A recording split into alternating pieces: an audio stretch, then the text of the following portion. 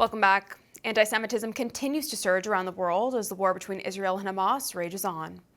One of the scarier incidents took place in southwestern Russia on Sunday after a large mob of pro-Palestinian protesters stormed the tarmac at the Dagestan airport.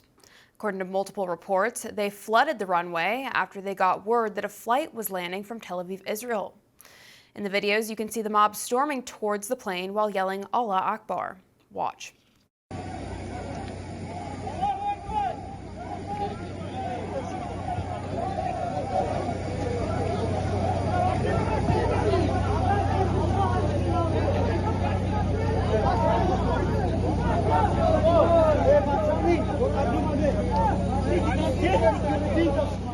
Unbelievable.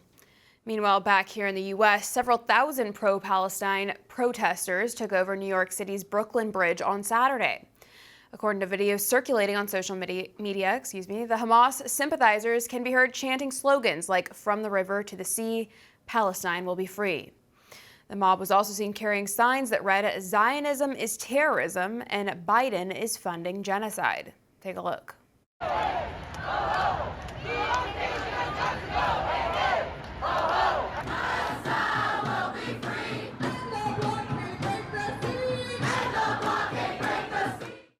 So my question is, if all of these people love Palestine so much, why don't they just move there?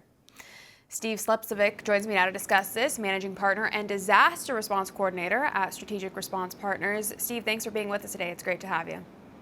Well, thank you for having me. Thank you. So this mob in Russia stormed the airport tarmac looking for Jews. What do you think the people on the plane felt during this time, and when is enough going to be enough for these people?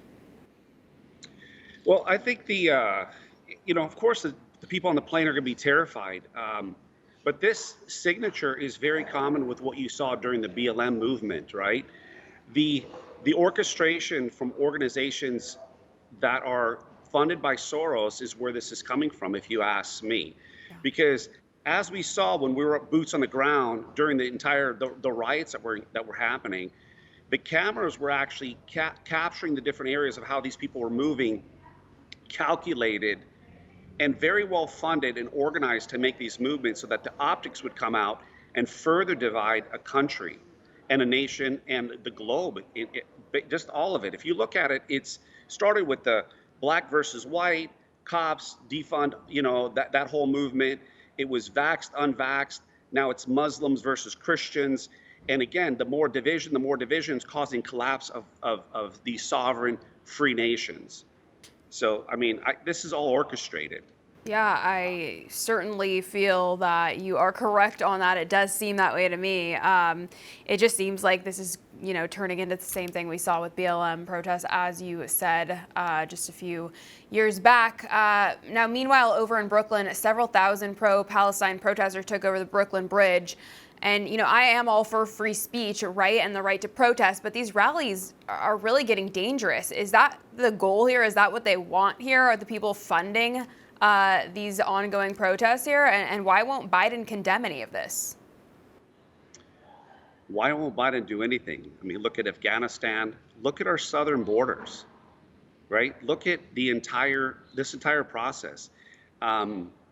It's being allowed, and the fear is being allowed. It's allowing the society to break down. This is really just, it's sad to see sad to see because a lot of people get caught up in the narrative and the programming on the social media, the fear mongering that's going on, and it's leading people to mass and also divide into two groups. You got to, either you're with this group or you're in that group, You're either the left or you're the right. And that's where humanity is going to collapse, because a house divided will fall. And that's their entire goal here. That's their entire goal. You have to look at the big picture of what's going on. Yeah, well, it certainly seems like they are successful in their goals here to divide and conquer. I know Strategic Response Partners has been on the front lines trying to assist people amid all of these current disasters we've been experiencing recently. Can you tell us more about that and some of the work your group has done? I know you were over in Israel, I believe, recently, and then a couple other places, but start with Israel and share with us what you guys have done over there. Yeah, so right now there's a team, especially our team doctor, that's been very successful in getting a lot of the medical supplies that are needed that are being shipped over to the IDF. So we've been talking to them directly. One of our team members worked formerly with the Department of Defense and the Israeli intelligence side of it. So we're getting it right directly from the IDF as things that they need. And some of the things they need is I put some of the stuff together. So anybody that's listening that has access to like chest tube kits, tracheotomy kits, central line kits, uh, the IO guns, that's the stuff to drill into the bone, the shoulder, lower legs, that type of stuff, airway equipment, the video type scopes, the quick clot kits, which is the stop bleed type stuff, Coban Curlex dressing to control bleeding. And the other part of it is they're heading now into the winter months. And where they're short is more in the thermal clothes, so the thermal undergarments to keep them warm as they're taking this battle to the field. As a matter of fact, there's another team of firefighter paramedics that are part of our unit that are actually traveling to Israel on Thursday to work alongside the IDF. So America is very much involved in this war. So when people say that we're not, we are. We're boots in the ground from intelligence, medical, resources, humanitarian, on every level. And the temperature is definitely getting really, really hot on multiple fronts. As a matter of fact, I'll share this. I mean, one of the sources we have is there's going to be a preemptive strike, I feel, on Hezbollah along the northern border because they're not going to wait to see what happened prior and allow that same situation that happened in Gaza with the Hamas coming across the border. They're going to get ahead of it this time. And so I think you're going to see a lot more activity that's going to involve a lot more surrounding countries. And this just, I mean, if you're a Christian, you believe in the Bible, there's a lot of stuff that's prophecies being fulfilled if you pay attention to it. Oh, It's very hard absolutely. to Yeah, argue it. no question about that. It is really fascinating to see it all unfolding, and I think it's safe to say we are indeed living in end times. But thank you, Steve, for all the work that you and your organization are working on to aid people through this. I think it's so important. Now, before we let you go, I know you're also currently in Maui, and I was hoping you'd give us any updates on new developments over there. What is the latest, and how are the residents holding up in Maui?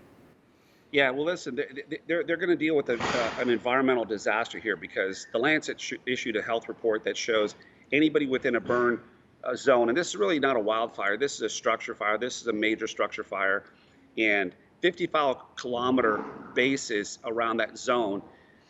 People are going to have much higher rates of cancer, respiratory diseases that are going to be impacted for many years. And so even working directly with the Department of Health, anybody who's pregnant or planning on being pregnant, and that's also husbands too. There's going to be heavy metals in that area. There's going to be a lot of sterilization going on. So they should stay out of that zone for the minimum of 5 to 7 years. They're going to be scraping the soil now down to 18 inches below it to clear that entire area out. But the problem is they're trying to get ahead of it before November because this stuff's already leaching into the groundwater and the heavy metals are going into the bay, which is going to contaminate the fish. And the long-term effects, if we didn't learn anything from 9/11, from the amount that there's more that died from cancer that worked on the pile than in the building, we already know what history is going to prove. And the amount of dioxins and new synthetics that are burned in this fire, that were at such extreme temperatures, many things that we as in the fire service, like many of the guys that are on my team are 30 years.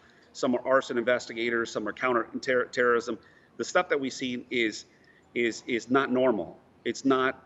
I'm not saying what it is, but it's not stuff that we normally see in these type of fire dynamics. So I would just say the environmental impact that Hawaii is going to suffer from this thing is long term. And the missteps, and straight negligence on the people in power should be ashamed of themselves. The first responders are just doing what they're supposed to do, but the exposure of not properly telling people to go in there with proper PPEs, for President Biden to walk down the street with no mask in a hot zone with his team and then get in a car and put a mask on, that is such optics. That's embarrassing. They know better. They know better. They're taught better, but they're refusing to do the things that actually tell the people this is dangerous. But no, let's open it up back for the economy. Let's move forward. And eventually the people are going to lose their land because of how things are orchestrated. But that's a whole nother topic for a whole nother day. Yeah. And lastly, Yes. I want to just touch on, we have a team down in Acapulco, And that was a storm that many people didn't see coming because it was a low category hurricane and within 4 hours ramped up to Cat 5. And that place is absolute mayhem. They don't have the resources. And right now our team is working with the government there. But even the government, there's so much corruption there. So they're trying to convert a hotel into a hospital slash EOC. But each day that goes by that my team are there, no one's making decisions.